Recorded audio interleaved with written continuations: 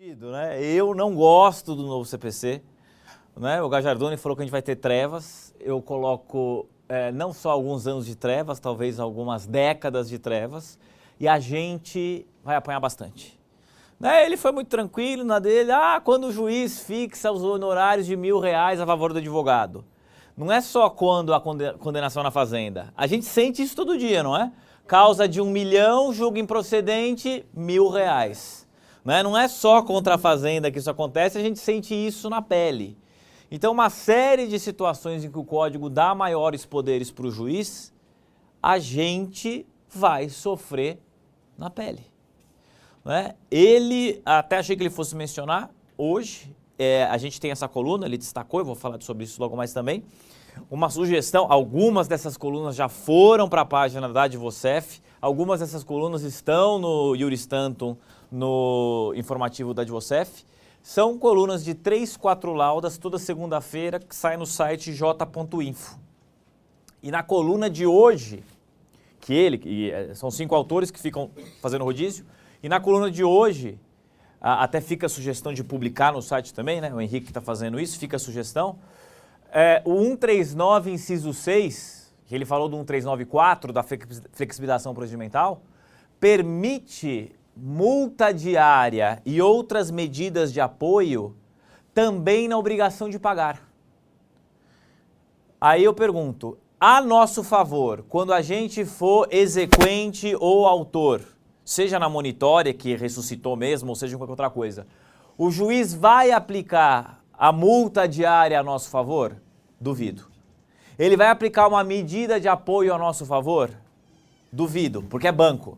Agora, se for alguém executando a gente, alguém numa ação de cobrança contra a gente, o juiz vai aplicar essa medida de apoio contra a Caixa? Especialmente aqueles colegas da Federal que a gente sabe, leia-se juízes da Federal, que não gostam da gente e quando pode tem a mão mais pesada? Eu não tenho dúvida. Então, quer dizer, a gente pode cogitar de uma intervenção em uma agência, e o novo código dá margem para isso, porque uma quantia não foi liberada. Tira o gerente e coloca alguém só para fazer a liberação do dinheiro. Isso indo para fundo de garantia, isso indo para SFH, isso indo para quem tem o problema com penhor e tudo mais. Então, mais uma vez, nada se compara a FUNCEF. Mas eu creio que a gente vai ter alguns momentos bem desagradáveis com a vigência do novo código. Mas temos que conhecer. Semana passada, convite da nossa amiga doutora Marta, gerente jurídico goiana, eu estive lá falando de novo CPC para os colegas de lá.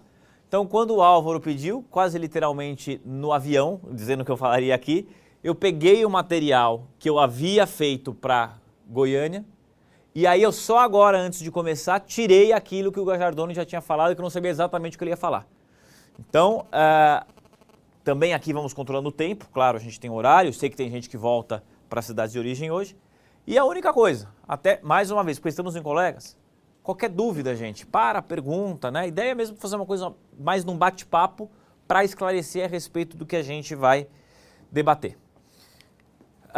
Primeira coisa, aqui embaixo, para quem quer, tem os meus contatos, muita gente aqui já é seu amigo no Face, a gente se comunica pelo Face, o Henrique, vira e mexe, a gente está conversando via Facebook, eu vejo, né, as postagens verdes trigos dele, sempre excelentes, né? É verdade, tem que falar, óbvio que é isso, né?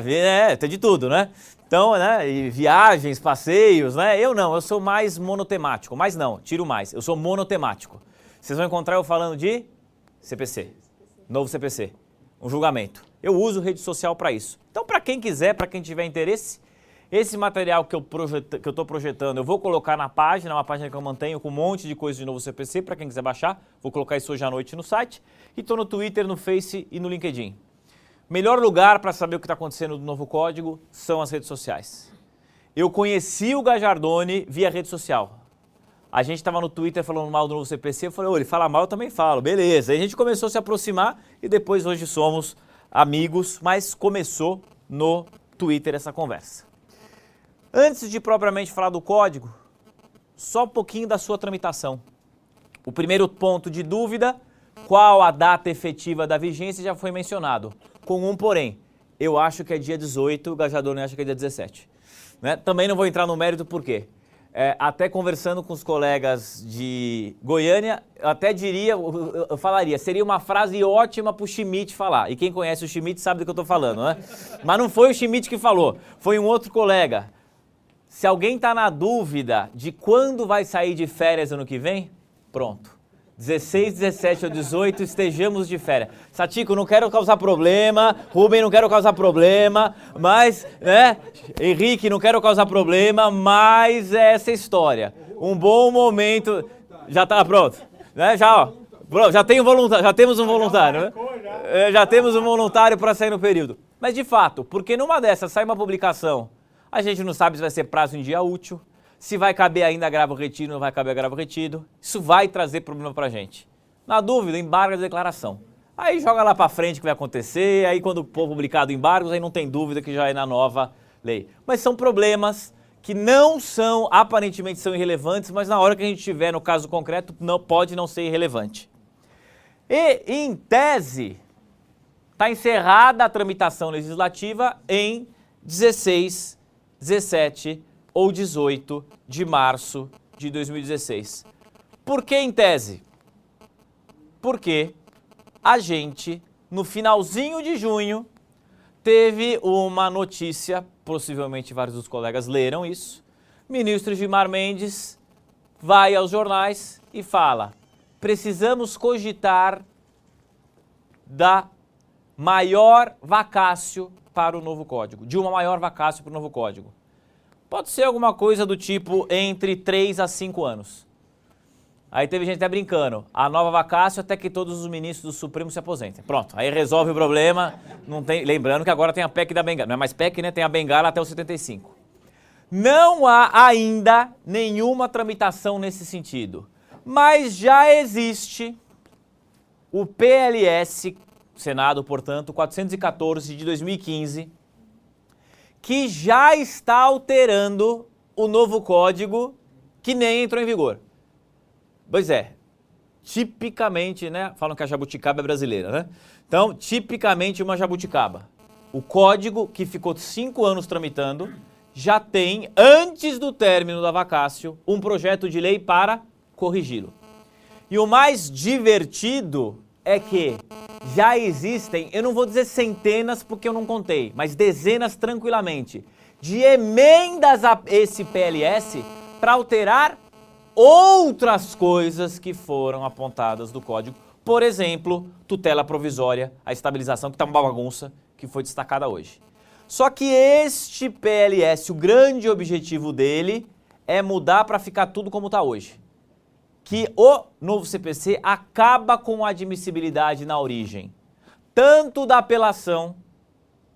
Então quem vai dizer quais são os efeitos da apelação? Ótima pergunta, o código não prevê. Ah, aqui vai ter efeito suspensivo? Ah, em tese tem, mas na prática vai ter? Não sei. Hoje o juiz diz, recebo no duplo efeito, recebo no efeito evolutivo, vamos em frente. O novo código não tem essa previsão. Omissão, limbo, vai causar dúvida. Ah, já é execução provisória, pode executar, não pode executar. O código não prevê. Mas, principalmente, ele acaba com a admissibilidade na origem do especial e do extraordinário. E claro que os ministros dos tribunais superiores não gostaram disso. Porque hoje são 27 TJs mais 5 TRFs, 32 desembargadores fazendo admissibilidade. Se acabar a admissibilidade, vai tudo diretamente para os tribunais superiores. Então, isso os aborreceu e isso, portanto, já está em tramitação. Minha leitura: ou mudam, aprovam esse projeto, ou aumenta a vacácio. Não vão deixar passar isso, porque de fato vai ser um transtorno para o Tribunal Superior e eles têm, digamos, mais bala na agulha para brigar, né, do que o juiz de primeiro grau que, não gostei da história da antecipação de tutela estabilizada. Então, eventualmente, e também não é difícil acreditar nisso, março vai ser depois do carnaval, quem sabe logo depois do carnaval, das duas uma. Ou muda a admissibilidade ou aumenta a vacácio. Que nesse ano foi isso, foi passar o carnaval para conseguir ter a sanção do novo código. Para quem eventualmente estiver interessado, nessa coluna do Jota eu publiquei exatamente um debate um pouquinho mais aprofundado desta possibilidade de reforma. Já até o momento, junto coincidentemente com o Gajardoni e os outros dois colegas, a gente já soltou essas 3 obras contra o novo CPC. E aqui, Álvaro, eu vou fazer a crítica. Se tivesse me avisado um pouquinho antes, eu trazia um desses pro sorteio. Foi em cima da hora, não deu. E eu falei, Gajardoni, você tem algum no seu carro? Ele falou, tô só com o meu, que ele estava usando, que era esse aqui comentado. Então fica aí o compromisso, a gente faz um sorteio, depois eu mando para uma loja para vocês. A vantagem de estar em casa é essa, né? A gente pode mandar depois. A Satico aí me diz, o Rui me diz qual que é o melhor jeito de fazer sorteio, eu mando para vocês. Bom, o que atinge mais a gente no novo código? Quais são os principais problemas ou, por que não, vantagens do novo código? De uma forma geral, como estamos falando com colegas que atuam em cidade que não é sede de tribunal, mas nos atinge o procedimento em primeiro grau. Então, eu vou focar no procedimento em primeiro grau, sem deixar de fazer um pouquinho de execução e um pouquinho de recurso naquilo que nos afeta, mas, claro, o foco em primeiro grau. Parte dos assuntos já foi mencionada, eu apenas vou aprofundar, e outras eu simplesmente vou passar batido para a gente não ter problema. Já se disse, não existe mais o procedimento comum, rito sumário e rito ordinário, é só um procedimento comum. Mas, de uma forma geral, como é que ele está? Como é que está o passo a passo do sistema? Então, como não poderia deixar de ser, princípio dispositivo, começamos com uma petição inicial. Depois vem a tal da audiência de conciliação ou mediação, que eu vou falar um pouquinho mais dela logo mais. Depois a contestação, prazo de 15 dias, ou do término da audiência, ou, se não tiver audiência, do momento que você diz, não quero ter audiência. Muda bastante a nossa atuação na contestação. Exceção, impugnação, incidente, acaba tudo. Super concentrado na contestação, só tem uma peça além da contestação. Então, para nós, atuando em primeiro grau, sem dúvida nenhuma, a principal modificação vai ser na contestação. Depois, réplica, 15 dias também. Saneamento, a ideia do legislador é que o saneamento volte a ser bastante utilizado. Vamos ver se isso vai acontecer ou não, mas é a ideia. Ganha mais prestígio o saneamento. Audiência de instrução e julgamento, que menos muda, apesar de ter algumas alterações. E, finalmente, a sentença. Sendo que este seria o procedimento padrão, porque a gente pode ter algumas variações em relação à tramitação. O 334 é o procedimento comum à sua audiência. Não sei a realidade dos colegas aqui. São Paulo praticamente não existe mais sumário. Naquelas poucas causas que ainda teriam procedimento sumário, eu posso pensar na nossa realidade, principalmente cobrança de condomínio, quando a gente não paga o condomínio depois da arrematação do imóvel. Nestes casos, praticamente todas as vezes que os autores ingressam com a inicial pelo procedimento comum sumário, de ofício o juiz já converte em ordinário. Eu não me lembro a última audiência de sumário que eu fui na Justiça Federal. Então, de fato, minha realidade, e a Justiça Estadual vai pelo mesmo caminho, acabou o sumário. Se aqui está igual, ótimo, se não, pronto, vai morrer o sumário. Mas qual era a justificativa dos juízes para não realizar o sumário, a audiência do sumário? A pauta está cheia e se for realizar a audiência vai demorar mais. Então converte por ordinário, manda citar para contestar em 15 dias e pronto, está tudo resolvido. E olha como é curioso. A justificativa para o término do sumário foi ter audiência. E o novo procedimento comum começa com audiência. Então, podemos aí algum grau, alguma esquizofrenia do código? Pode ser. Pensando na nossa realidade, imagina se a gente tiver aqui em audiência em todos os nossos processos. Não só no polo ativo, mas também nos nossos polo ativo de recuperação de crédito. Gente, a gente tem estrutura? Não tem. Ah, dá para terceirizar. Não, não dá, né? MPT, MPF, mas não sei lá qual MP, fica entrando com tudo quanto é ação e dizendo que não pode, não pode, não pode. Eu vejo uma grande dificuldade para a gente lidar com essa audiência. E já foi mencionado, se não for na audiência, tem multa. Especialmente pensando e é o caso nosso aqui, de vocês mais do que o meu, em várias subseções em que a gente tem que se desdobrar, se os juízes marcarem todas as audiências, a gente vai ter problema. Aí vai a história do institucional, e viva que a gente tem em regra um bom institucional, para, das duas uma, ou já conversar com o juiz, dizendo que a gente não vai ter condições de participar para que o juiz não marque essa audiência, ou vejam o que diz para nós o parágrafo 7º, que a audiência pode se realizar por meio eletrônico. Então pronto, ao invés de ter que ir ao local, fazer uma audiência via meio eletrônico. Aí vem outro problema. As subseções estão equipadas para receber esta audiência por meio eletrônico? Algumas sim, outras não. Em regra, a Justiça Federal está um pouquinho melhor que a estadual. Não é? Então, neste caso, esta pode vir a ser uma saída para este problema da audiência. Parágrafo 4º. A audiência não será realizada. O que foi mencionado, ambas as partes, e concordo, não tem como interpretar de outro jeito, e quando não admitir autocomposição. Em questões de fundo de garantia, expurgos inflacionários, TR-NPC, eu acho que ninguém da federal vai querer fazer audiência em todos os processos. Só que a rigor pelo código, teria que fazer. Mais uma vez, o código pensa por geral sem pensar nas situações específicas.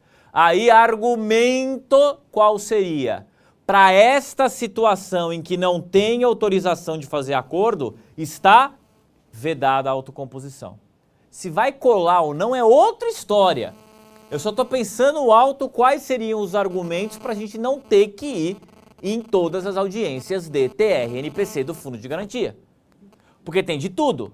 Né? O STJ mandou suspender TR-NPC, não sei quantos dos senhores acompanham, o nosso TRF está julgando. Está julgando tudo. Felizmente é a nosso favor, né? Senão a gente precisava fazer outra coisa. Então está julgando. Chegou a apelação de TR-NPC no TRF3, julga, não suspende. Seja procedente ou improcedente, a grande maioria improcedente, mas o tribunal está julgando. Ora, se o tribunal está julgando quando não poderia julgar, em tese, ele vai poder querer marcar uma audiência mesmo o STJ mandando suspender. E aí tem outro problema, que todo mundo aqui enfrenta. Chega um juiz novo, não conhece nada do Judiciário Federal. A gente começou a ter no Juizado Especial Federal de Osasco um juiz mandando contestar e designando audiência em TR-NPC. Então, quer dizer, transtorno total. Claro que depois o cartório falou, juiz, pelo amor de Deus, não faz isso, olha como funcionam as coisas. Só que a gente está sujeito a esse tipo de situação e eu vejo uma grande dificuldade para nós se os juízes quiserem realizar essa audiência. Principalmente porque essa audiência não vai ser realizada por eles. A audiência vai ser terceirizada. Seja o conciliador concursado, que hoje não existe, seja o conciliador que vai receber por isso, e claro que vão querer que quem pague, a gente. Seja o conciliador voluntário. E tem uma outra. O CNJ já está dizendo, não abertamente, mas já está dizendo o seguinte, até ter conciliador e mediador concursado, ou se não houver na subseção ou na comarca conciliador para realizar essas audiências, o que a gente faz? Pega alguém do cartório e põe para fazer conciliação. De novo, o jeitinho brasileiro. Claro que não vai ser aquele melhor servidor, que o juiz não vai ser louco de liberar o melhor servidor dele para fazer audiência. Vai ser aquele... Já estão dando nome aos bois, olha lá, já estão dando nome aos bois. Mas vai ser isso, vai ser isso. E aí para o juiz o que vai ser? Vai ser bom, porque chegou o processo, ele não precisa nem olhar até chegar a contestação depois da audiência de conciliação. Tem a falta de estrutura do judiciário para essa audiência? Tem. Mas se é para tirar o trabalho da frente do juiz, é bom. Vocês já estão dizendo o que vai acontecer aqui na prática. Vai ser tal servidor que vai ficar fazendo audiência de conciliação e mediação. Não vamos ter em tudo? Ah, não vamos. Então tá bom. Se a gente não for, parágrafo 8º. O não comparecimento injustificado do autor ou do réu vai acarretar ato atentatório de dignidade da justiça, multa de até 2% do valor da causa ou do vantagem econômica pretendida a ser revertida, no nosso caso, em favor da União. A grande dúvida é, o que é comparecimento injustificado? Se eu não tenho estrutura para comparecer à audiência e não tenho proposta de acordo para a audiência, isto é uma ausência injustificada? Eu adoraria dizer que sim. Não acho. Como dito, o objetivo do código é conciliar e mediar. Se é esse o objetivo do código e eu digo que eu não tenho estrutura, o judiciário vai falar, azar o seu. Você não está dando atenção para este ato importantíssimo que é a audiência de conciliação. Multa. Começamos um processo nosso de recuperação de crédito em que a gente já é credor e já está tomando prejuízo com uma multa de 2%. Não é nada agradável. Como vai funcionar no cotidiano? Não tenho a menor ideia. Isso a gente vai sentir e vai visualizar dia após dia. Ok? E aí daquelas outras coisas dizendo, judiciário, seja bonzinho com o advogado. Parágrafo 12, a pauta de audiência de conciliação não pode ser realizada com intervalo mínimo de 20 minutos entre uma e outra. Isso é outro problema. Porque se vai realizar audiência um monte com a Caixa, começa umas 3, depois umas 3h20, depois umas 3h40 e depois às 4. A gente realizou a primeira. Acaba em 5 minutos que não tem acordo. Vai ter que esperar até a próxima. De novo, eu estou olhando aqui sob a nossa perspectiva. Claro que não pode aquilo da trabalhista que tem audiência de instrução marcada a cada 3 minutos. Né? Não dá. Mas isso aqui também para essa audiência, especialmente pensando aí a gente em advocacia de massa. O juiz vai observar esses 20 minutos? Acho que não. Mas, mais uma vez, estou trazendo o que o código aponta para a gente. Senhores e senhoras, colegas, audiência, alguma dúvida, algum comentário? Petição inicial, muda pouco. Delores, Manda. Só uma coisinha, nessa questão das audiências, aí, para a realidade local, em Bauru tive uma audiência recente, pelo menos com um dos juízes, e tocamos nesse assunto, né? E pelo menos o que ele passou para mim nesse ato é que nesses casos de TR, de NPC, audiências de massa que sabem que a Caixa está impossibilitada de fazer acordo, eles também não vejam, é basicamente consenso, doutor Marcelo que passou isso, é basicamente consenso entre eles que não vem necessidade de passaria batido. Concordo integralmente. A rigor técnico, tem previsão legal para isso? Não. Esse é o ponto. A gente já começa desrespeitando o código. É isso, não aplicando o código. Aí, de repente, o que você poderia acertar? A gente vai fazer a petição e eles vão entender como motivo justificado do não comparecimento. Tudo bem. Perfeito. Mas aí vai ter que designar a audiência? A rigor, sim. Interessa ao Poder Judiciário designar essas audiências? Não. Mas, em síntese, é isso. Pela realidade, e veja, a gente não é um litigante relevante, né? A gente está entre os 10 mais do Brasil. Mas pela lógica do código, ele só não pensou nas nossas audiências de massa. O que mostra que tem um monte de falha que podia ser corrigida. Tinha que ter uma válvula de escape, ou para ações de massa, ou para as peculiaridades, para que não houvesse o descumprimento do código. Exato. Da mesma forma, o artigo 12, que é o da ordem cronológica. Que, de novo, o Gajardoni, né? O que os juízes vão fazer?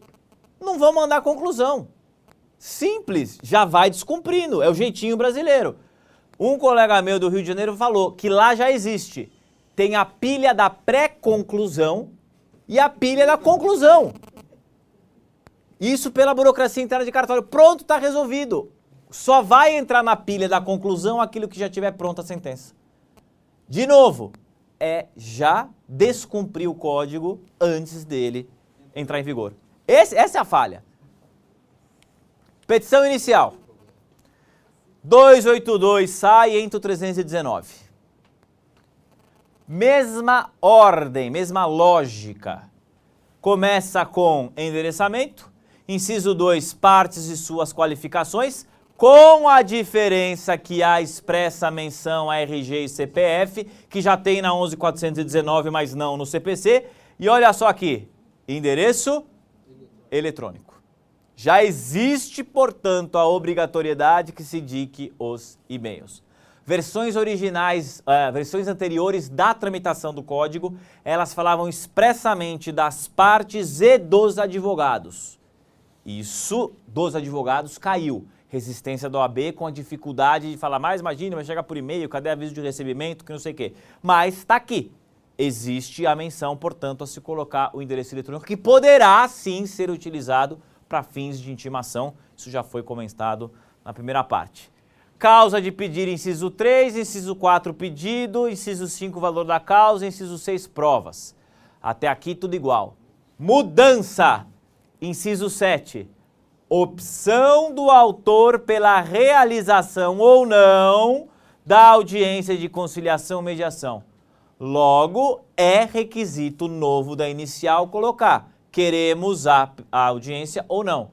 As nossas minutas de recuperação de crédito vão ter que sair com isso. Quero ou não quero a audiência. Então, uma questão, quando da palestra do Gajardoni, que ele fez referência a isso, eu, para ser sincero, não conhecia o dispositivo, né, em sua inteireza, mas me pareceu que ele tinha dito o seguinte, ó, se a parte silenciar, vai ter audiência. A ideia é a seguinte, vamos lá, vamos voltar. Estou errado? Vamos, em termos. A questão é, volta para a audiência. A audiência só não será realizada se ambas as partes manifestarem expressamente. Se na petição inicial eu não colocar que eu não quero audiência, o que eu estou dizendo? Que eu quero. Certo? Só que, como é que é a postura do réu? Que ele falou isso também. O réu deverá, se não quiser a audiência, deverá fazer por petição apresentada em 10 dias úteis de antecedência contado da data da audiência.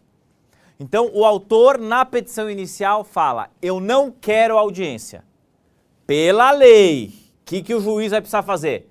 Designa audiência. Designou para o dia 30 de setembro.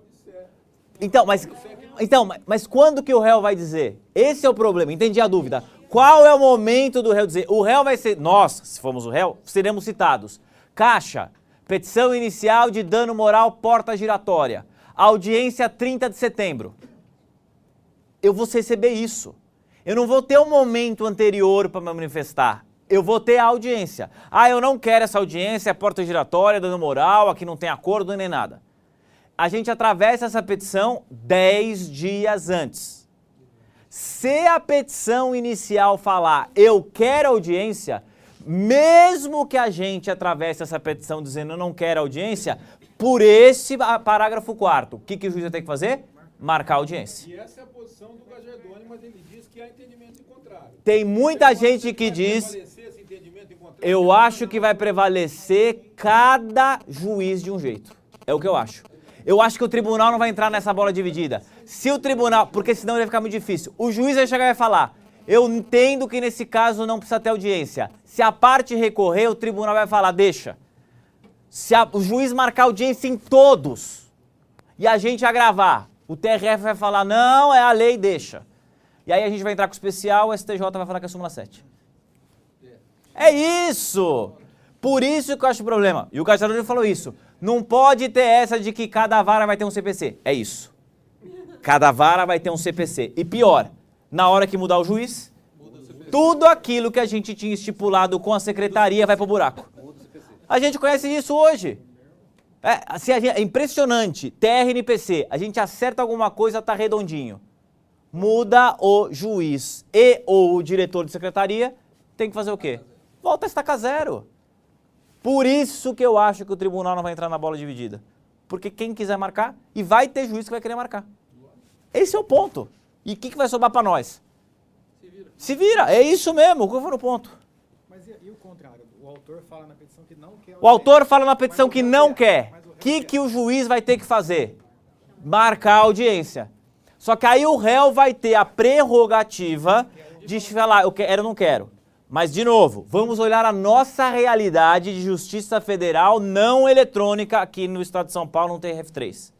Gente, 10 dias antes da audiência, que sejam úteis, se atravessa uma petição, vai dar tempo, primeiro, de chegar no processo, juntar no processo e a conclusão, ainda que seja o cartório, despachar cancelando, voltar pro cartório, publicar. Vai dar tempo? Álvaro talvez no TRF4 consiga fazer isso. Porque lá tá tudo eletrônico, o pessoal fala que é rapidíssimo, né? Que você dá uma petição às vezes num dia, no dia seguinte já tá a publicação no seu DAP, né? O pessoal fala que é puxado lá. Lá talvez consiga. Agora, a nossa realidade TRF3, esquece isso aqui. Esquece. Vai acontecer o quê? A gente vai falar, não vou na audiência. A audiência vai ser designada. Aí se não for, tem o risco daquele juiz bacana falar o quê? Multa. Aí se a gente for, qual que é o risco? Ah, você disse que não queria audiência, a audiência está cancelada. Perdemos a tarde. Perdemos a tarde. Não é? Aí, nesse caso, se o autor falou que não, ele vai marcar. Você atravessa a petição, ponto final, porque aí ambas as partes falaram que não. Mas a audiência foi cancelada? Não. Sim, mas Esse é o ponto. Não, de novo, a gente está trabalhando entre amigos e pessoas de bom senso? Se vocês acham que os juízes federais com quem vocês advogam são amigos de pessoas de bom senso, ótimo, eu não acho. Quer dizer, eu tenho o risco de não comparecer à audiência e chegar lá e falar, ah, tá aqui o mediador, ele estava esperando para fazer audiência, já que você não veio, multa. E multa pra União, ainda que cresceu o olho desse tamanho. Pronto, né? Opa, agora vamos conseguir sair aumento pessoal, né? Vai conseguir remunerar o conciliador mediador. O que mais, gente? Acho que eu vou aposentar. Não. O Schmidt falou essa na palestra, ele falou, ah, isso é pra vocês, eu vou... O Schmidt sempre causando, né? Mas é isso. Pois é, esse é o ponto. O que mudou? Única coisa que foi suprimida da petição inicial. Não existe mais a necessidade, que na verdade era pro forma, de se pedir, de se requerer a citação. A gente vai continuar colocando, se a gente quer pro oficial de justiça ou pro correio. Então, quer dizer, petição inicial, a única verdadeira novidade é o inciso 7. Manda.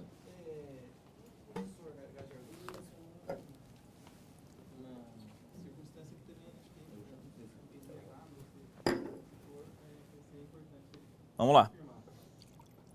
Se a pessoa não se silencia que quer audiência, o autor silencia que quer audiência, o juiz entende que ele quer audiência, certo? Sim, porque tem que falar.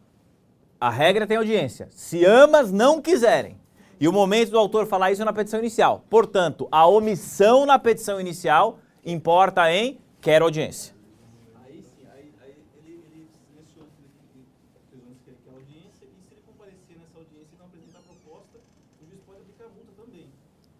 Isso foi a posição do Gajardoni, no sentido de que se o réu, não o autor, se o réu não se opõe à realização da audiência, quando o autor se opuser e chega na audiência o réu e não faz proposta, diz o Gajardoni que isso seria uma possibilidade de litigância de má-fé. Não acredito nisso pela postura dos nossos tribunais de entender limitadamente a litigância de má-fé. Acredito que possa até um juiz de primeiro grau aplicar. Agora, diferentemente da outra, que eu acho que o tribunal não vai entrar em cima, não vai entrar na bola dividida se marca ou não marca, aqui eu acho muito difícil que essa litigância de má-fé seja mantida. Porque o pessoal da mediação e conciliação diz que um dos princípios é o da autonomia da vontade, para conciliar e mediar. E até com base no princípio da mediação e conciliação, tem gente dizendo que ainda que o texto diga ambas as partes, se o autor ou o réu expressamente falarem não quer audiência, que o juiz deveria cancelar a audiência. É o que está escrito no código? Não. Pode vir a ser a interpretação? Pode. O fato é, a gente vai ter que ver caso a caso, vara a vara, subseção a subseção, até mudar o juiz.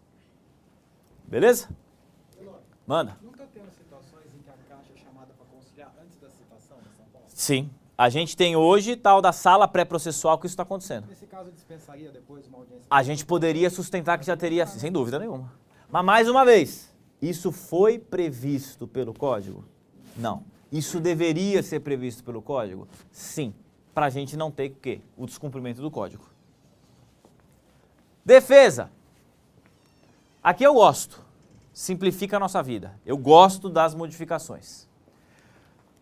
Relembrando, hoje, isso é hoje, 7.3, A gente tem exceção de competência, suspeição, impedimento, impugnação valor da causa, reconvenção, declaratório incidental, ingresso de terceiro, exibição de documento, contestação com preliminar e mérito e impugnação à justiça gratuita. Então, por baixo, a gente está falando de 9 peças. Por baixo. O novo código muda completamente isso. Simplificação e concentração da defesa do réu. Quanto à contestação, a base é a mesma. Princípio da eventualidade, alegamos todas as matérias de defesa, preliminares antes do mérito com mais incisos e ônus da impugnação específica, impugna cada ponto sob pena de presunção de veracidade daquele fato. E a reconvenção? Já foi comentado. A reconvenção vai ser feita junto com a própria contestação. Primeira versão do código eu achava melhor para nós, para a gente pensar. A primeira versão do código falava o quê? Pedido contraposto. Que é como a gente está acostumado no GEF, sumário e tudo mais. Eu acho que era muito mais fácil para quem viveu um e outro ter isso. Enfim, resolveram mudar de nome. Então a gente vai lá, contestação, tópico 1, preliminar, tópico 2, mérito, tópico 3, reconvenção. Com um detalhe, determina o código que haja a anotação no distribuidor. Para quê? Para configurar fraude.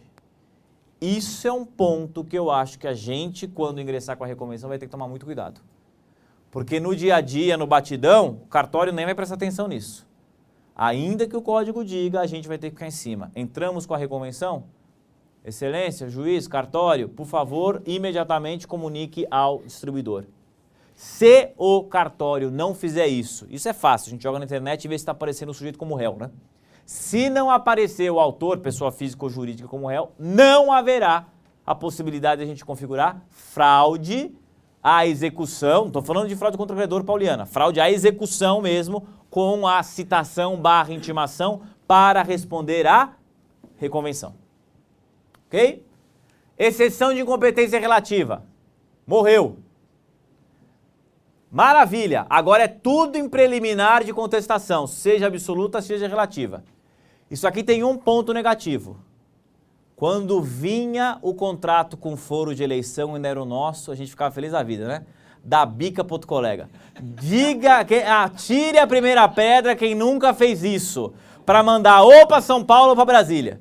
Não é a primeira coisa, tem foro de eleição em Brasília, que beleza. Júri BR, tô mandando para você. Acabou. A gente vai ter que fazer o quê? Contestar. E, portanto, discutir tudo. Mas, claro, para observar a questão do foro de eleição e mandar para Brasília, isso vai ser na própria contestação. Também acaba com o nome de exceção, o impedimento e a suspeição. O código fala, no prazo de 15 dias a contar do conhecimento do fato, a parte alegará o impedimento em petição específica. Quer dizer, é a mesma coisa que a gente faz hoje, sem o nome de exceção. Por quê? Ela não vai ser autuada em apartado. Vai suspender o processo, mas não vai ser autuada em apartado. E cabe, claro, contra juiz, membro do Ministério Público, servidores e atenção para quem agora? Conciliador. Aqui é importante. Quem é conciliador em Ribeirão Preto não pode advogar em Ribeirão Preto, mas pode advogar em Franca. Não tenho dúvidas que aquele advogado que faz a massa da poupança do FGTS em Franca vai querer ser o conciliador contra a Caixa aqui em Ribeirão. Ele pode? Para mim ele está impedido. Não é suspeição, é impedimento. Porque ele tem interesse no julgamento. Certo? Agora, não duvido que isso vai acontecer. E aí a gente vai se valer do impedimento / suspeição para essas situações. A novidade do impedimento de suspeição é que, uma vez apresentado, o juiz não pode nem apreciar a tutela de urgência. Isso é grave no sentido de desconfiança do código para com o juiz. Mas é uma informação. Deu algum problema, deu alguma briga, a gente trocou uma exceção contra o juiz, ele não pode apreciar o caso concreto, nem a tutela de urgência. Ação declaratória incidental. Também morreu. Pouquíssimo utilizada a declaratória incidental na prática, né? Para fazer qualquer questão prejudicial se transforma em questão principal.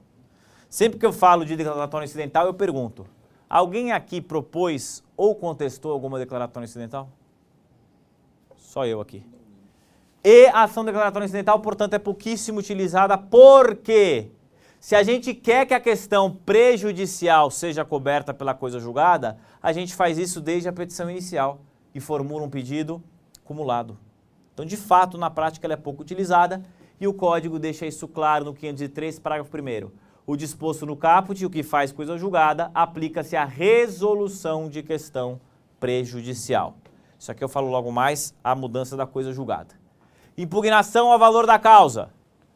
Ela passa a ser mais importante para nós porque o artigo 85 dos honorários, parágrafo 6º, diz que, no caso de improcedência, os honorários serão fixados entre 10% a 20% do valor da causa.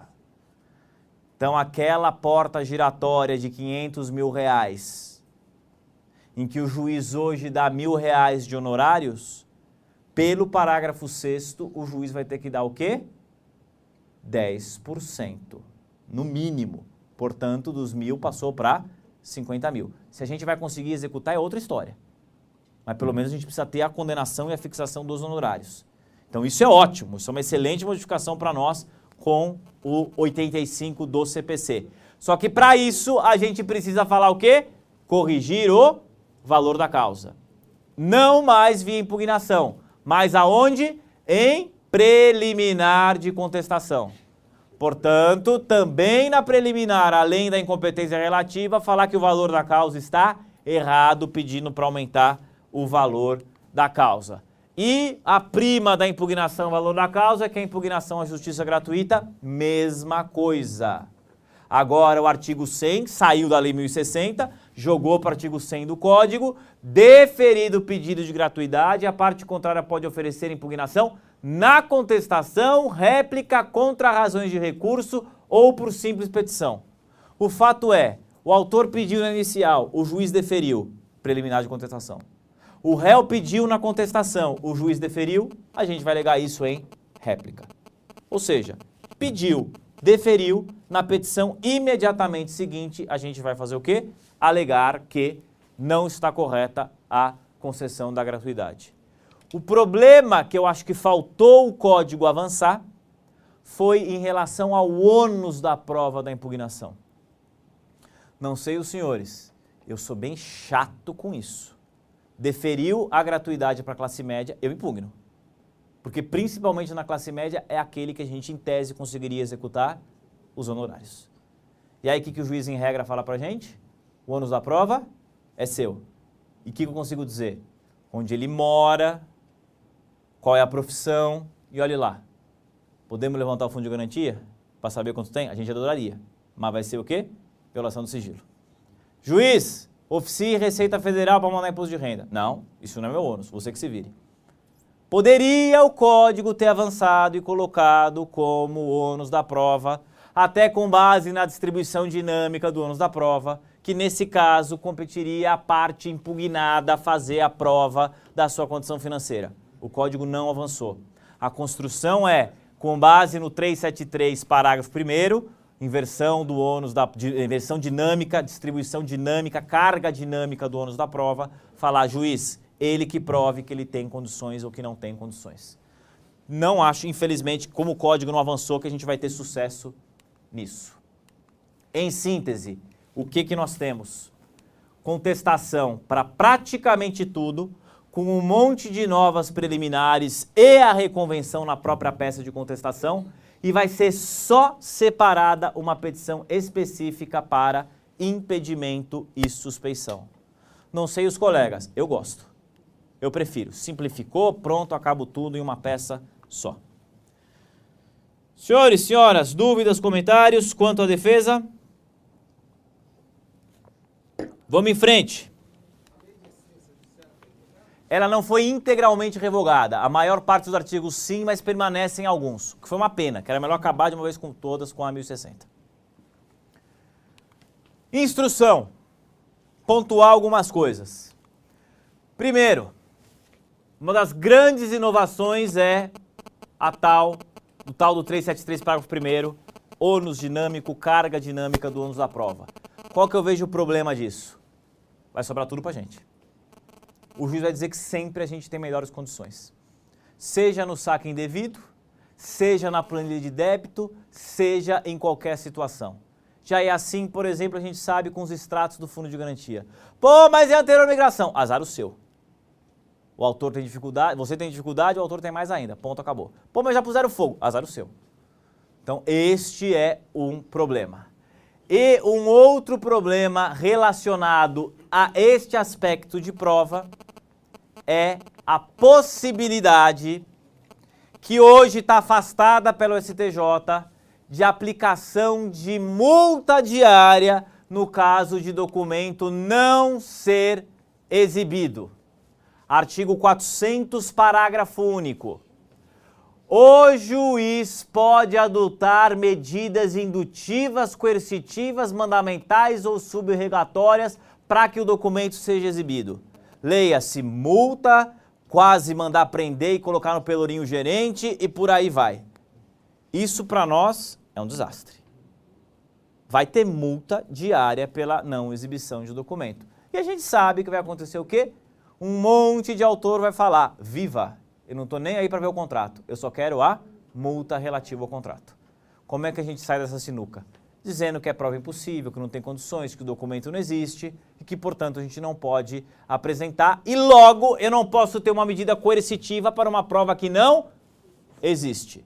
Só que até falar que focinho de porco na tomada, nisso pode ter uma multa diária aí de centenas de milhares de reais que vai dar mais trabalho pra gente.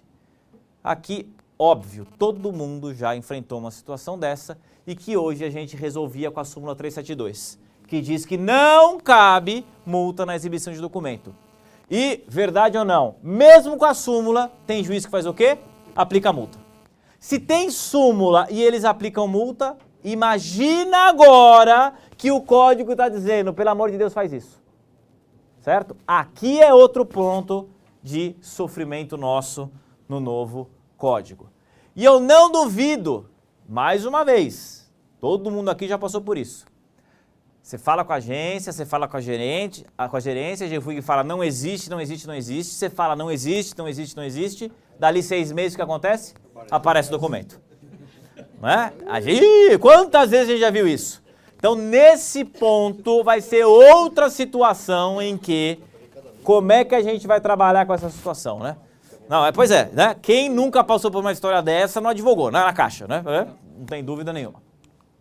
Bom, o que o código traz como meios de prova?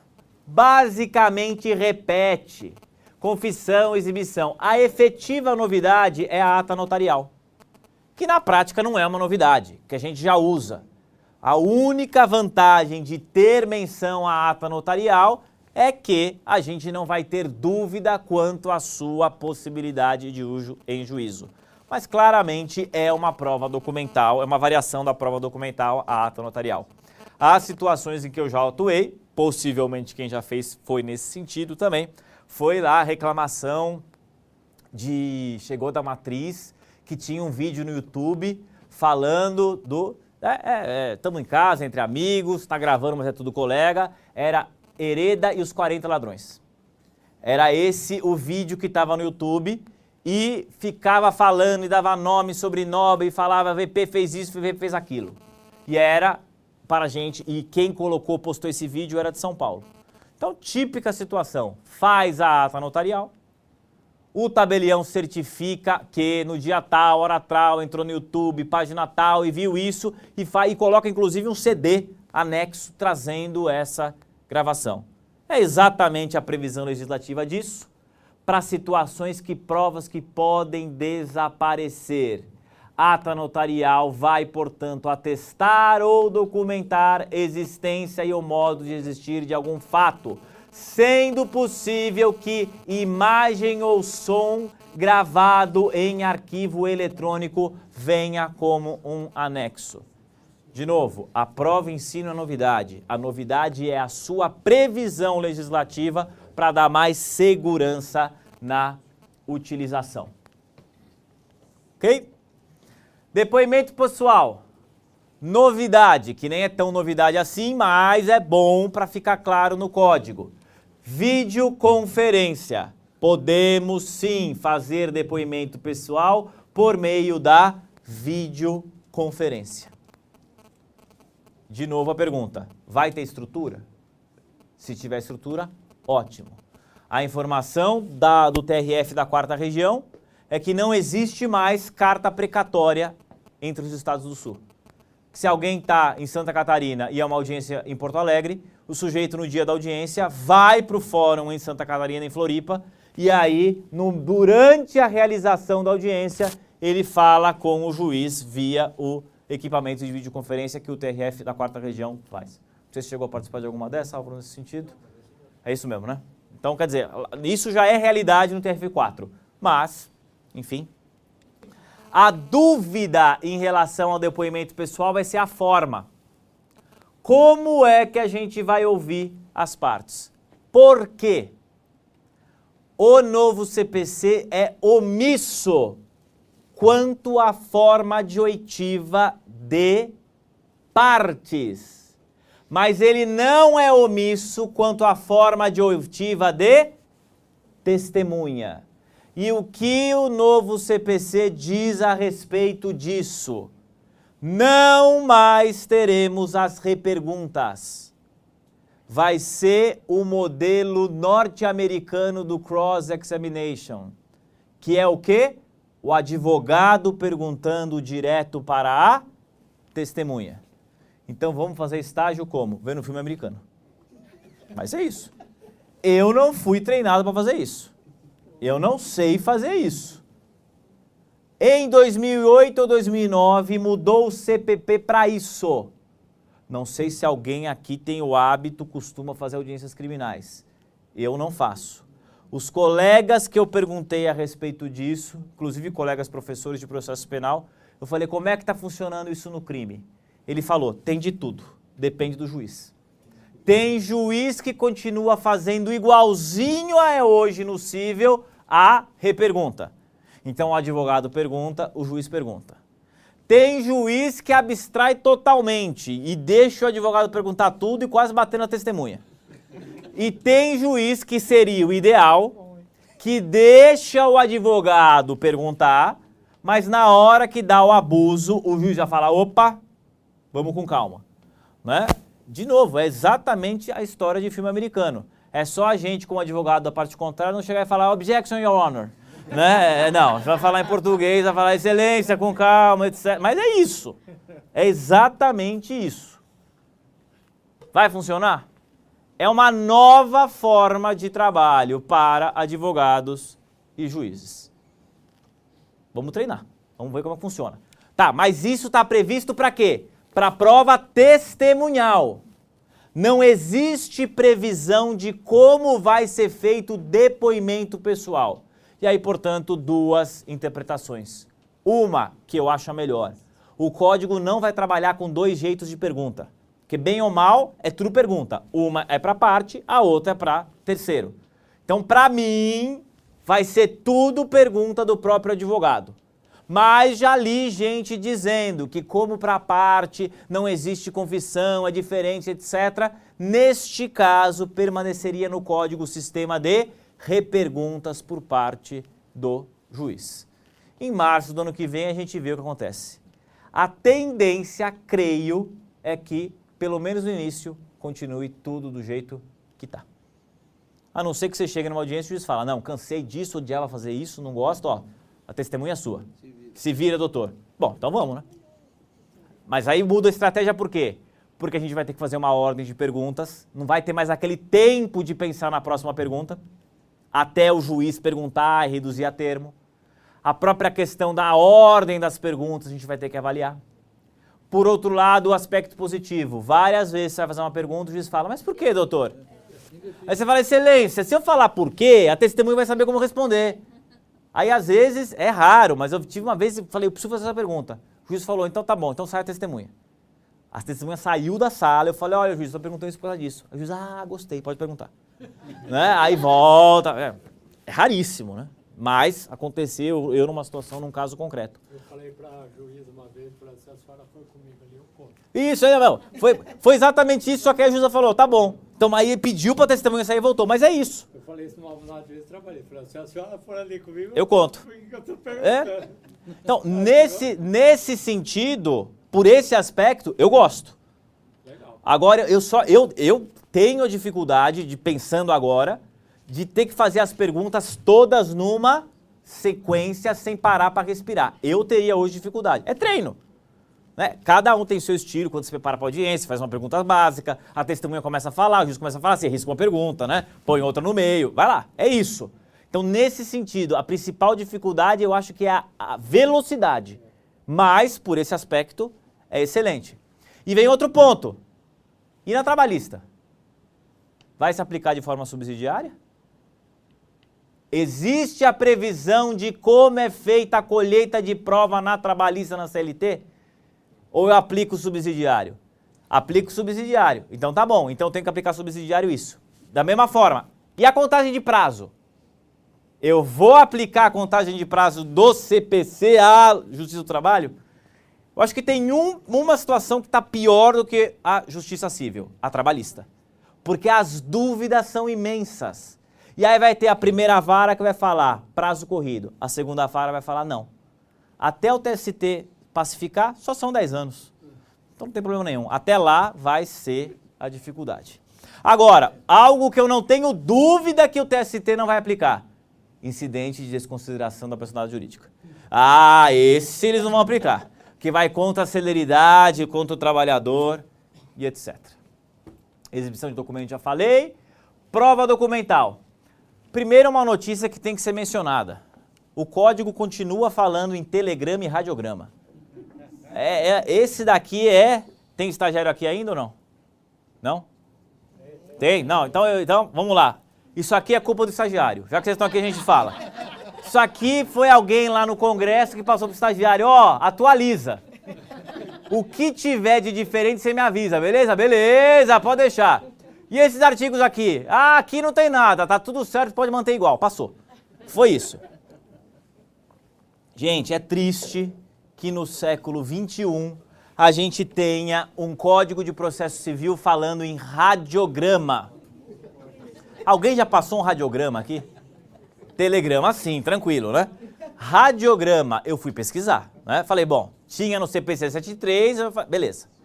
O radiograma existe quando não temos, dentro das estações expedidoras, o sinal chegando normalmente, sei lá, por meio que via para conseguir imprimir. Então isso era muito comum na Amazônia. Muito utilizado pelo Exército. Passava alguém em um rádio, sei lá, do comando do Rio de Janeiro, para o Amazonas. Tinha um sujeito que ficava na estação receptora, ele recebia a notícia por rádio, escrevia, punha na parede. E aquilo tinha, aspas, fé pública, não era um servidor público, mas tinha uma fé pública diferente que se fosse simples telefone. Isso existia para fins civis, comerciais, e deixou de ser utilizado, segundo informações do Museu dos Correios, no fim dos anos 70. Mas está vivo no novo CPC. Jogando no Google, eu só achei hoje alguma coisa de radiograma, o Exército Brasileiro com suas bases mais afastadas na divisa do Brasil com os países da selva amazônica. Mas ele está vivo no novo CPC. Quer dizer, desuso total, triste.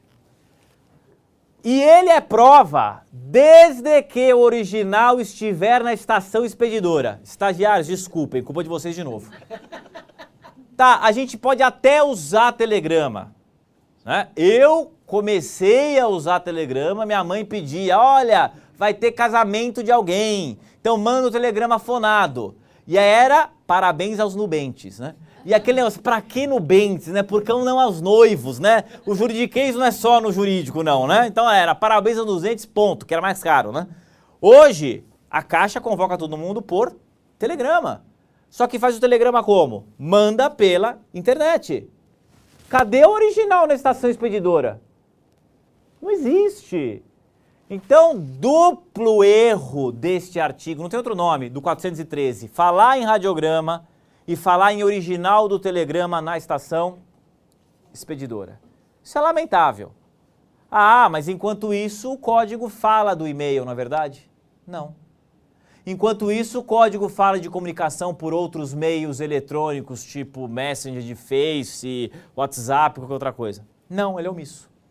Então aqui é uma grande falha do legislador, infelizmente, em relação aos documentos. Ah, não fala nada de e-mail? Fala, já chego lá. Ele diz que pode ser feita a citação e intimação por e-mail, só que ele não trata da força probante dos documentos em relação ao e-mail. Uma pena, uma falha. Uma situação que nós já temos hoje pela jurisprudência, mas é bom que o código deixe claro.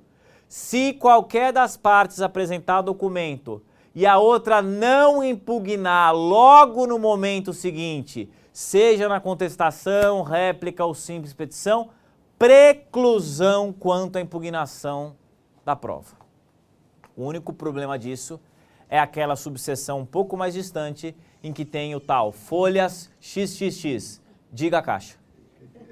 E a gente muitas vezes, se é uma rejur ou nem tem rejur, para conseguir cópia daquele documento é uma dificuldade. Mas lembrando que agora o nosso prazo vai ser maior e vai ser contado em dias úteis. Mas é um dispositivo que a gente tem que tomar cuidado em relação a isso. Ok? Reprodução de foto, vídeo ou áudio. O código diz que isso é válido. Ainda bem, né? Só faltava dizer que não podia usar coisa do celular, só radiograma, né? Mas, pelo menos, está dizendo que pode. Porém, como não poderia deixar de ser, presunção relativa, pois pode ser o documento impugnado pela parte. Até aqui, tá ótimo, tranquilo. A gente junta o documento na petição inicial ou na contestação, e se for um vídeo, ele vai ser apresentado na hora da audiência. Também tá ótimo, não tem problema nenhum. E aí esse mesmo 422 faz menção ao e-mail no seu parágrafo 3º, dizendo que o e-mail, para fins de prova, equipara-se à foto. O que não é a melhor das equiparações. Para a foto, a gente deve juntar a autenticação eletrônica, ou seja, o arquivo eletrônico. Quanto à foto, tranquilo. Eu pego a foto, posso imprimir, posso colocar no corpo da petição e coloco como arquivo JPEG num DVD, num CD, prensa no CD e coloca nos autos físicos. E se for auto eletrônico, dá para fazer inclusive o upload. Maravilha! Pensando no nosso e-mail do Outlook da Caixa, tranquilo. Você pega o e-mail, clica e arrasta. Agora, e se é um e-mail que está na nuvem? Num Gmail, Hotmail da vida? Eu confesso, eu não sei como é que eu coloco isso dentro do arquivo. Eu tenho como clicar, arrastar? Você manda pro e-mail da Caixa e depois pega o e-mail da Caixa. Tem, beleza. Não.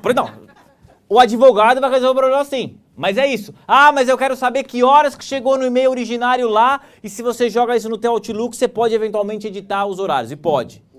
Como é que eu consigo provar este e-mail? Não é uma coisa fácil. Deve ter uma técnica para fazer isso. Mas qual a crítica aqui? Eu tenho a dificuldade prática de trazer essa discussão para o processo e depois eu vou ficar perdendo muito tempo para isso. Se você jogar pro Outlook, você pode mudar o corpo do texto.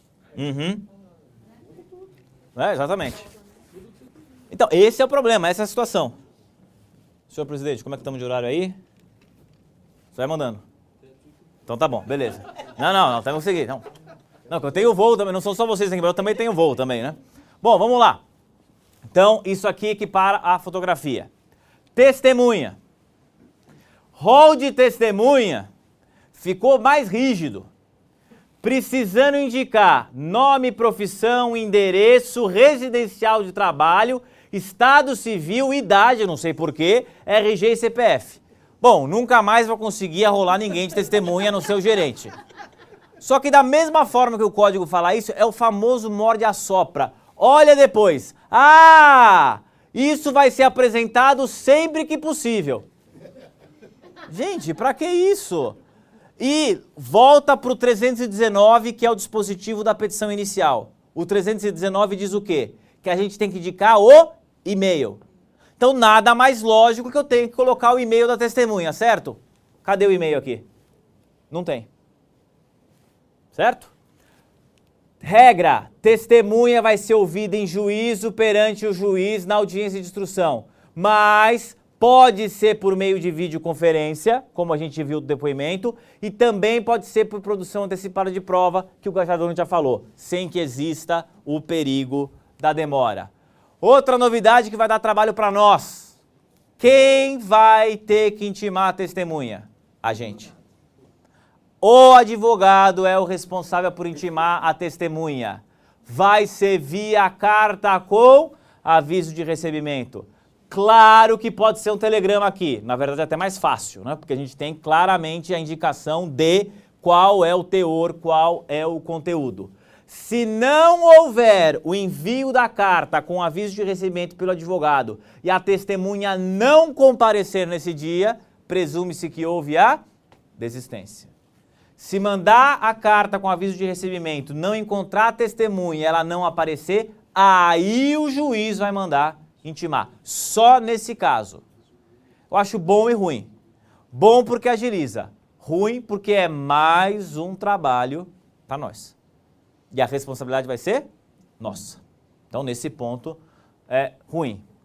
Interrogatório, já comentei, é o 459, que agora o advogado pergunta para as testemunhas. Perícia. Mudou. Eu gostei. Primeiro, 3 possibilidades de perícia. A que a gente está acostumado, vamos chamar de comum ou usual, padrão. Prova técnica simplificada e perícia consensual. Prova técnica simplificada. O ponto controvertido for de menor complexidade. A dúvida é, o que é um ponto controvertido de menor complexidade? Mas, neste caso, não haverá necessidade de um laudo. E pode o perito apenas prestar esclarecimentos na própria audiência. Onde a gente poderia tentar partir para isso? Ah, tem anatocismo, não tem anatocismo. Juro capitalizado, não juro capitalizado. Estamos cansados de ver isso. Estamos tranquilos? Olha, juiz, não preciso de laudo pericial. Pode esclarecimentos em juízo, para ver se uma vez por todas Vossa Excelência aprende, entende como é que é, aquela coisa. Será que vai funcionar? Não sei. Vício construtivo. Primeiro a gente diz que é parte legítima, né? Enfim, não somos, prossegue. Pode, é vício construtivo, não é? Como é que é? Seria suficiente uma mera prova técnica simplificada? Não sei. Mas existe essa possibilidade. Algo mais simples, sem precisar de laudo, vai direto na audiência prestar os esclarecimentos. Tá, não é prova técnica simplificada, é perícia padrão. Então tá. Primeira coisa, e isso eu gosto bastante. O juiz perdeu a prerrogativa de nomear o perito livremente. O que eu acho ótimo. Vai ser feito um cadastro de peritos perante o tribunal. Então, o TRF3 vai abrir prazo para cadastramento de perito contábil. Contador do estado inteiro, OAB fiscalizando, ordem dos contadores participando e divulgando. Como vai ser feita a escolha? Claro, aí é outra história, o tribunal vai escolher, no meio vai entrar um amigo de um, primo de outro, enfim. Eu vou ter, aspas, algo como um cadastro de um tradutor juramentado. E aí, quando houver a necessidade de perícia, o juiz vai ter que escolher o perito a partir deste banco de dados. Na região. Somente se não houver profissional cadastrado para o local, naquela especialidade, é que o juiz terá livre escolha. Não tá bom o perito? Vamos correr junto aos órgãos, junto ao AB, junto ao órgão de classe para falar, esse perito não tá bom, vamos destituir o perito, vamos falar que o perito não pode ficar nesse cadastro. Novidade, portanto, no sistema. E a última novidade é a perícia consensual, na linha do negócio jurídico processual. Nós temos que ser partes capazes, litígio possa ser solucionado por autocomposição. As partes de comum acordo estipulam quem vai ser o perito, quais serão os quesitos, se necessário assistente técnico, qual a remuneração do perito e o prazo para entrega do laudo pericial. Fecha tudo isso com a parte contrária e apresenta para o juiz dar o seu ok, homologar ou indeferir esse pedido. Eu penso os casos de contingenciamento. Muito melhor, ainda que a gente pague mais caro, alguém que saiba e conheça o assunto, do pegar aquele bando de perito que não tem a menor ideia do que está acontecendo com o assunto. E eu vislumbrando pessoa jurídica, por exemplo, nas ações do contingenciamento da FGTS, que a gente teria condição de chegar na parte contrária e buscar um perito qualificado para esse tipo de coisa. Não sei a tua opinião, Cuca. Você acha que nesses casos específicos a gente conseguiria? Eu não sei, hoje Não, é que já passou tudo. Já passou tudo, Tudo. mas seria o ideal. E como uma pessoa jurídica, uma construtora, Sim. a gente em tese teria abertura para fazer esse tipo de coisa. Sim. Claro que no processo individual a gente não vai conseguir isso. Exatamente. Né? No processo de massa a gente vai conseguir isso. Mas é uma inovação que eu gosto. Ok? Tranquilo, gente? Vou pular a sentença que já foi mencionado e só vou avançar para o assunto, já porque o horário está batendo para a gente também. A coisa julgada também, que é um tema polêmico, isso fica, infelizmente, para depois. Eu vou falar para concluir, a possibilidade de penhora de salário, que isso pode nos auxiliar, e também, para encerrar brevemente, da parte recursal. Para mim, uma das melhores inovações, pena que o teto ficou muito alto. A gente quebrou o paradigma no código de absoluta impenhorabilidade. 833 é o artigo que trata das impenhorabilidades. Parágrafo 4º fala de novo, como tudo, vencimento, subsídio, salário, etc, etc, etc. E o inciso 10 fala da poupança até 40 salários mínimos. E aí vem o parágrafo 2º. Salário e poupança não serão aplicados para pagamento de prestação alimentícia de qualquer origem. Por que que isso interessa? Antes tinha o debate se era só decorrente de direito de família ou também de ato ilícito. Portanto, também para ato ilícito. Bem como importância excedente a 50 salários mínimos mensais. Quem ganha em carteira 50 salário mínimo mensal hoje? Jogador de futebol, pagodeiro. É isso. Quer dizer, pagodeiro já passou, né? Talvez agora é melhor falar sertanejo universitário, né? Pronto. É isso. É alto, mas com um 13º, uma participação nos lucros, aí é o papel nosso ficar em cima. Será que a gente não consegue, às vezes, dar trabalho para a parte contrária? Ah, eu acho que dá. Podia ser 5 salários mínimos, 10 salários mínimos, mas já foi 50. Então, assim, né, temos um teto agora. E lembrando, no Brasil a gente adora ter teto para quê? Para furar, para cima ou para baixo. Né? Vide o teto de remuneração hoje dos juízes, né? Na federal tá aquela festa. Então, diante disso, gosto do dispositivo que vai dar margem para a gente. E para encerrar, visão geral relativa aos recursos. 926 e 927 são para mim os dois principais artigos do Código. Se pegarem esses artigos, terá valido a pena o Código, apesar de tantas dificuldades que eu creio que a gente vai vislumbrar. Mais do que um artigo, é quase um pedido, pelo amor de Deus, tribunal, faça isso. Os tribunais devem uniformizar sua jurisprudência de maneira estável, íntegra e coerente. De novo, isso não tem conteúdo normativo prático para mudar a realidade. Isso é um pedido para, especialmente, os ministros do STJ e STF pararem de mudar de jurisprudência cada vez que houver mudança de composição de turma, que é o que acontece, a gente sabe. Diz o 926, portanto, que os tribunais devem uniformizar a sua jurisprudência. E o 927, ele diz, os juízes e tribunais observarão, cogente, observarão, decisões e precedentes do STF em controle concentrado. Não tem novidade, já é assim na Constituição. 2, súmula vinculante, idem, não tem novidade. 3, aqui é novidade. O novo incidente de resolução de demandas repetitivas e especial e extraordinário repetitivo. Quer dizer, RESP repetitivo, inclusive os que já foram julgados, passam a ser o quê? Vinculante, obrigatório. Tem que seguir. Mas não é só isso. Súmula do STF e do STJ.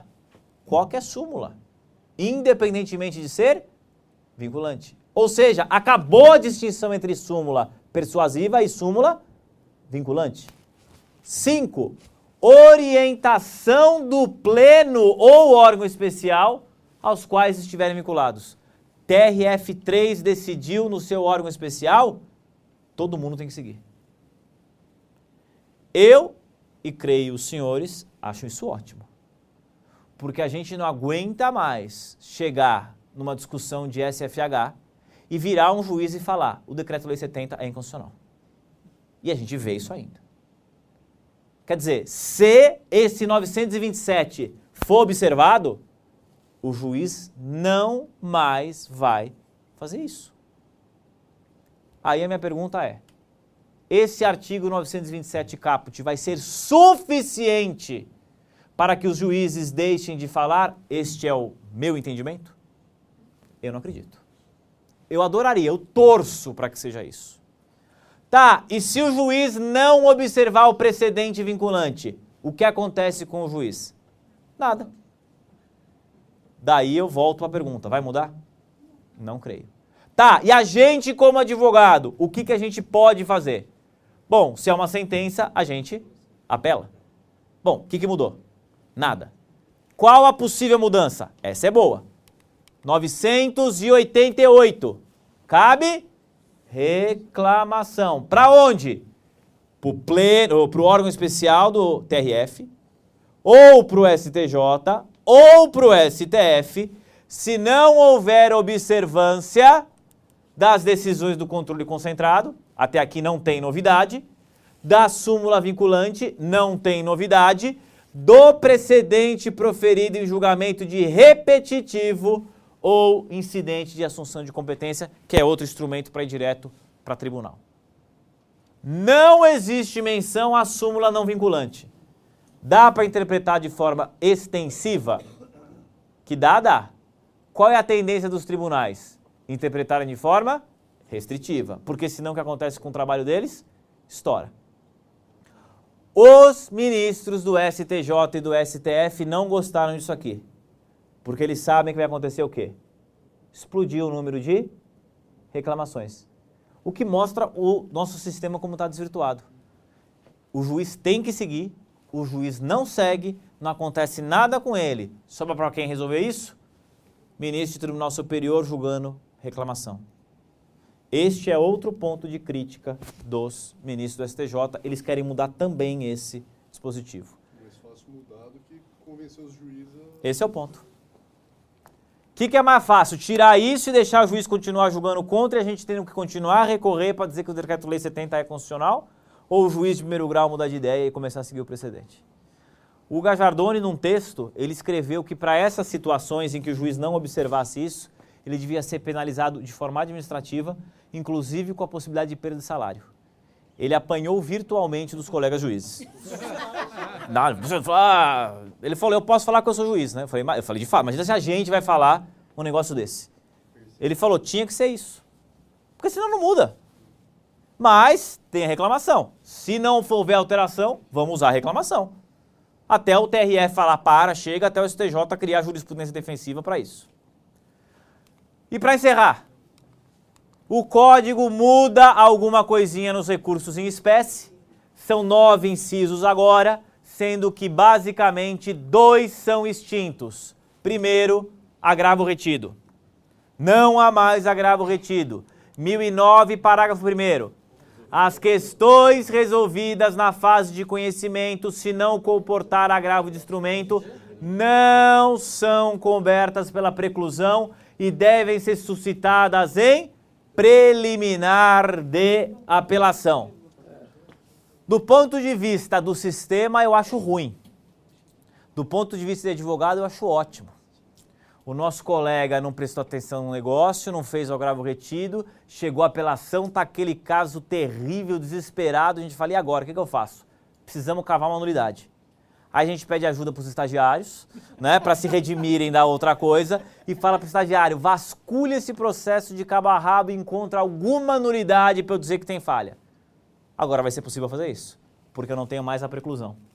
Tem gente dizendo que essa agora é a chamada preclusão elástica. O nome é curioso, né? Foi lá atrás uma matéria de prova, a preclusão só vai acontecer no momento da apelação. Se na preliminar de apelação a gente não alegar, aí vai acontecer a preclusão. E, diga, independente de protesto da trabalhista. Perfeito, bem lembrado para falar. Não tem nada escrito aqui. Principalmente os processualistas da área trabalhista estão dizendo o quê? Eu vou fazer o protesto. Talvez a grande discussão Eu vou fazer o protesto. vai ser demonstrar se cabe ou não o agravo de instrumento. Porque o agravo de instrumento vai ser principalmente para situações de urgência e para hipóteses específicas do 1015. Então não é como hoje que ele é aberto. Matéria probatória. Praticamente não tem previsão de agravo de instrumento. Então a principal saída aqui para a gente, para plantar uma nulidade, vai ser matéria probatória, não existindo pelo código a necessidade de fazer o protesto. Pode ser que daqui 10 anos o STJ diga que tem que fazer o protesto? Pode ser. Mas, pelo código, não está escrito. Ok? E o último, os infringentes. Infringentes são uma coisa impressionante. Toda vez que se fala em mudar a lei, se fala em matar os infringentes. E toda vez o infringente sobrevive ou ressuscita. Aí, se vocês preferirem, vocês podem chamá-lo de Highlander, para quem é um pouco mais antigo, ou mais novo agora, o Walking Dead. Então, vocês escolhem aí, né? As gerações mais novas preferem Walking Dead. E ele morreu, mas voltou. Exatamente. Mas ele voltou, pois é. E voltou pior. Pior. Voltou Jason, pronto, tá ótimo. É um intermediário, não é nem o Highlander, nem outro. Pronto, Jason. É incrível a capacidade dele de sobreviver. Quando o resultado da apelação, veja, apelação, não do agravo, for não unânime, o julgamento tem prosseguimento em sessão a ser designada com a presença de outros julgadores que serão convocados nos termos do regimento interno, em número suficiente para garantir a inversão do resultado, assegurado às partes e terceiros o direito de sustentar oralmente as suas razões perante o novo julgador. Portanto, ficou 2-1. Não importa se no mérito, se no processo, se para manter ou para reformar. Caiu tudo isso. Ficou 2-1. Automaticamente, na próxima sessão de julgamento, chama mais 2 e aí 5 vão votar. Os 3 que já votaram e os 2 novos para poder virar do 2-1 para o 3-2. Por exemplo, foi vencido um dos desembargadores. Importante, não tem mais a figura do revisor, vai ser só o relator, segundo e terceiro.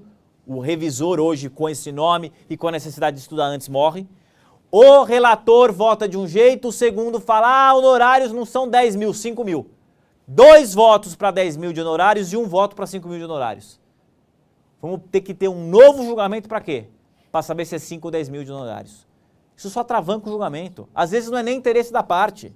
É automático. É um reexame necessário nos embargos, no julgamento da apelação.